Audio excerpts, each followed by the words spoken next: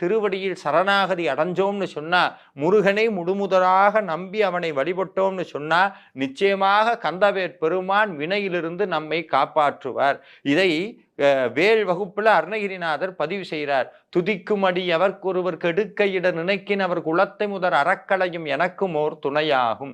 அதாவது நம்மளுடைய வாழ்க்கையில சேர்த்து வைத்திருக்கக்கூடிய வினைகளிலிருந்து அந்த வினை நம்மளுடைய வாழ்வை கெடுக்கணும்னு நினைச்சா அந்த வினையை முற்றுதுமாக அழிப்பதற்கு வேல் புறப்பட்டு வரும்னு நம்மளுடைய அருணகிரிநாத பெருமான் சத்தியமிட்டு சொல்கிறார். என்னங்கய்யா, ஒரு பக்கம் வினைப்படி தான் வாழ்க்கை நடத்தணுங்கிறீங்க, ஒரு பக்கம் முருகனுடைய அருள் இருந்தால் வினை அழிஞ்சு போயிருங்கிறீங்க.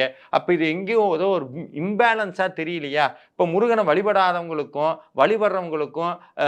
வழிபடாதவங்களுக்கு வினை வரும், வழிபடுறவங்களுக்கு வினை வராதுன்னா இது ஏதோ ஒரு கட்சி தலைவர் மாதிரி இருக்கு, அவரை போற்றிக்கிட்டே இருந்தால் நம்மளுக்கு வினை வராதுன்னா அப்படி கிடையவே கிடையாது. ஒரு உண்மையை புரிஞ்சுக்கணும்.